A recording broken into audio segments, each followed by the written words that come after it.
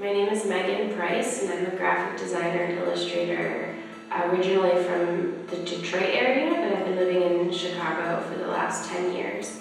I received my BFA from SAIC in 2011, and during that time I focused primarily on painting, drawing, and fibers, film, just exploring a bunch of different mediums. And then after I graduated, I started working as a freelance graphic designer.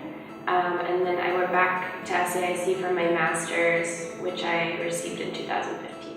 I guess some of the struggle that I had when I first graduated was figuring out how to balance taking freelance jobs and making art, because my art practice isn't something that I have financial gain from at this point.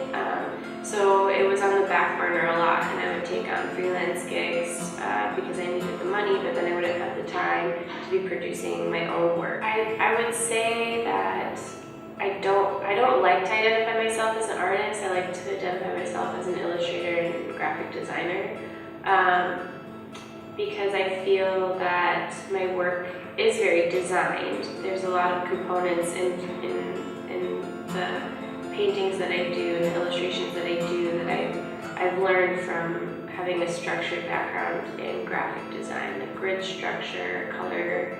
A lot of that typography inspires the work that I make. So I think if somebody asked me what I was, I would say that I was a graphic designer. So I started traveling in September, and the first month that I was abroad, I was staying in Venice in Italy doing a printmaking residency there. And it was just such an amazing experience because the residency brought people from all over the world, from all different age ranges and all different backgrounds into the same room producing work. And so it was very humbling to see, to be working with some really incredible printmakers and really learning some new techniques from them. And it was a great start to traveling because it really eased me into being part of a new place and a new community, and I had kind of a built-in support system there. And then after Venice, I traveled around Europe for about a month. I went to Prague, Barcelona, Brussels, and Amsterdam, just visiting friends and sightseeing and relaxing and traveling.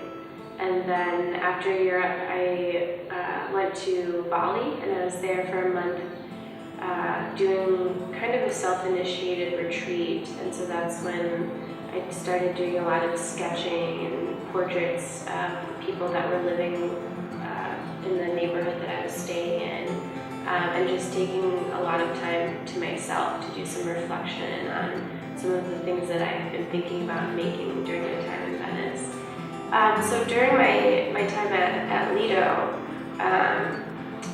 it was very different than the experience that I had in Venice, because in Venice it was a group of people doing residency together, and it was a printmaking residency, so it was very directed. And when I came to Lido, it was the first residency that I had done that was really self-driven, self-initiated. And so when I first showed up, I wasn't really sure where to begin, what kind of art supplies I should buy, what kind of work I should be making, what I should be making it about. So the work that I created for the exhibition was primarily inspired by manting. Some of the work was sketches that I had done throughout my traveling. And I really wanted to just make pieces that were playful and that express some of the situations that I have gotten myself into traveling in new settings and new environments. So I wanted them to be a little bit humorous and not take themselves too seriously. So I just experimented with new mediums, did some paintings that were a bit larger than I would normally work with. The work was inspired a lot by the color palettes and some of the textures in manting. A lot of the buildings here are tiled, which I find really interesting. It creates this nice grid structure, which I think is always appealing to graphic designers. So there's a triptych that I did. It's three cartoons, and it's a really different style than I would normally work in. They're very illustrative, and the first piece is a drawing of a man that I've seen riding around on his motorbike through Nanting, and he has a golden retriever that's always chasing him. It's just this really sincere and cute friendship that I think that they have. The other piece is a portrait of a rooster that I had encountered during my first week here. I was walking around the garden behind 433, and a rooster walked into the path in front of me and would not budge.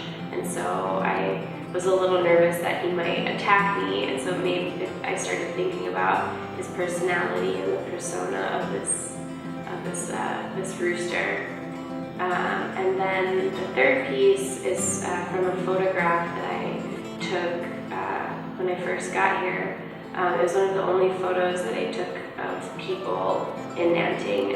It's a group of women that are always hanging out by the market, and one woman is always selling fruit and vegetables, and the other women are hanging out behind her and gossiping the whole time. And I think it just, even though I didn't understand what they were saying, it felt like a very universal truth of friends just hanging out. So I really enjoy making those pieces. They're just really different than anything I've done before. So the film is a collaboration between me and my partner Jeremy, and he was also really intrigued by the tiles on the walls and a lot of the neon plastic sitting around and the objects. We decided that we wanted to just create these still moments where a body and an object and a space can all coexist equally. So we invited some of the artists in association with Lido to come and perform during the film. And it was really an experiment. We had no idea what we would end up with, and we gave ourselves the parameter of making the entire piece in one day. So we found all of the props, all of the locations, the actors, and just most of the editing in the same day.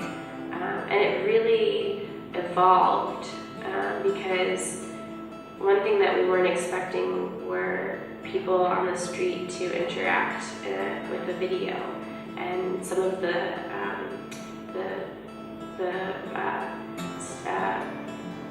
staging that we did,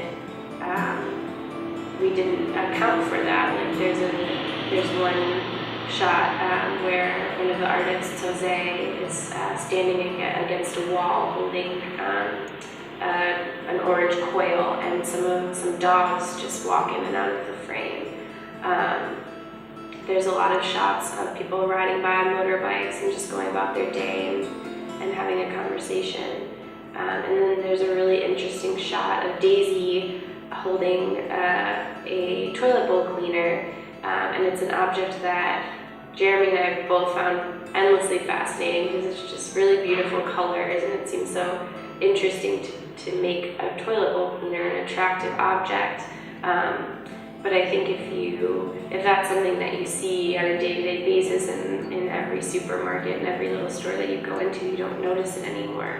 But suddenly, because we had somebody just holding it in an interesting way in a space that you wouldn't normally see that object, people became really curious about it again. I worked really closely with Daisy and Jose and Jeremy, figuring out how to lay out the space, because originally we had talked about having a very traditional gallery exhibition, white walls, every piece having enough negative space around it, breathing room, but it didn't feel like it was true to the kind of work that I was making, which to me is unfinished.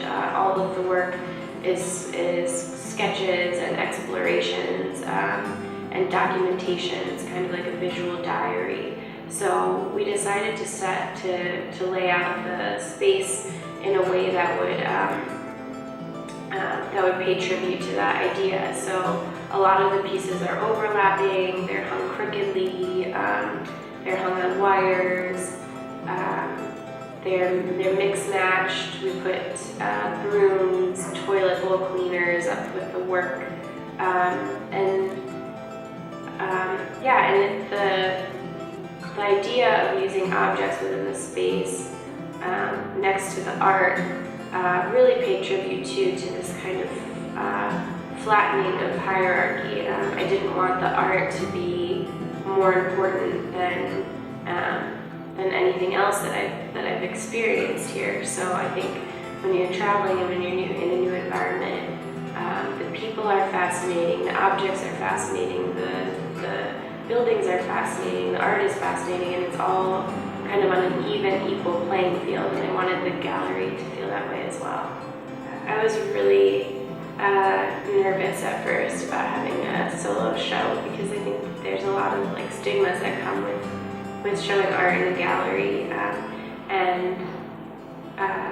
at first I think I was worried that I would just take it too seriously, but the show ended up being so much fun, and we had live music and food, and it just became a party and a kind of just a celebration of all of the like interesting artists and musicians and people that live in this community. So it was really, really fun, and I think it was also really nice for me to see all of the work that I had made up on walls, because it's not the way that I'm used to looking at it. I'm used to seeing it on the floor, like propped up against the table, in my workspace. So it was really nice to just take a step back and see everything together and try to make connections between all of the pieces. So I think in the future I'd love to continue doing this kind of work and having exhibitions, but I really love the idea of having gallery shows that are for the community and are a party and don't take themselves too seriously. I just want to say thank you to Lido Artist Residency for having me here, because it's been just such an amazing and unique experience. And Nanting is such a wonderful place that I think you would never find on your own. So it's just been a really unique opportunity getting to be here. And for the future artists that come here, I think that they'll be really amazed by the diversity of Guangzhou as a city and all of the amazing architecture and spaces that you can find here. I mean, it feels like its own country almost. That being a part of Lido, there's so many interesting artists that are part of the community, and Daisy and Arthur and Jose have been really amazing about introducing me to people and showing me around and critiquing my work and helping me figure out how and where to get the things that I need. So it's really about an art community, I think, above anything else.